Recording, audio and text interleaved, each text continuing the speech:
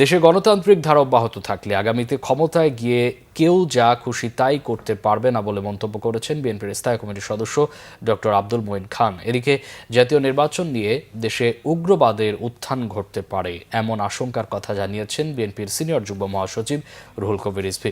রাজধানীতে আলাদা অনুষ্ঠানে তারা এসব কথা বলেন। মোবাশ্বের আহমেদের প্রতিবেদন। বিএনপি চেয়ারপারসন বেগম খালেদা জিয়ার ৮১তম জন্মদিন উপলক্ষে রবিবার নয়াপল্টনে রিকশা ও ভ্যান চালকদের মাঝে রেইনকোট বিতরণ করে জিয়া পরিষদ। এতে প্রধান অতিথির বক্তব্যে বিএনপির সিনিয়র যুগ্ম মহাসচিব রুহুল কবির রিজভী বলেন, জুলাই সনদে যে সুপারিশ আসবে তা বাস্তবায়ন করবে নির্বাচিত সংসদ।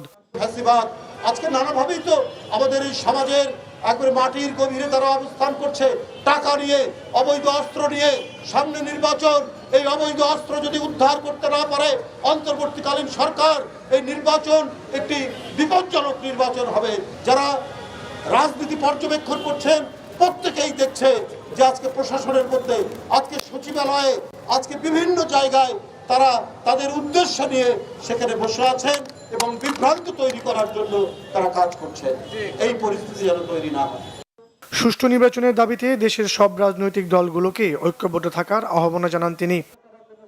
এদিকে দুপুরে রাজধানীর কাকরাইল ডিপ্লোমা ইঞ্জিনিয়ার্স ইনস্টিটিউশনে জাতীয়তাবাদী মোটর চালক দল আয়োজিত আলোচনা সভায় যোগ দেন বিএনপির স্থায়ী কমিটির সদস্য ডক্টর আব্দুল মঈন খান। এ সময় তিনি বলেন, গেল ১৫ বছরে দেশকে লুটপাটের সাম্রাজ্যে পরিণত করেছিল পতিত আওয়ামী লীগ।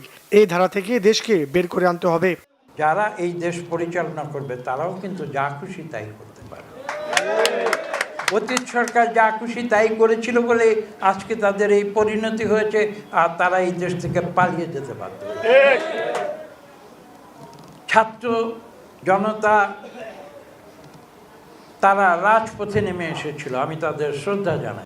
গণতান্ত্রিক ধারা অব্যাহত থাকলে দেশ বিপদে যাবে না বলেও মনে করেন বিএনপির এই নেতা। সবাইকে। মোবাশ্বের আহমেদ, বাংলা ভিশন, ঢাকা।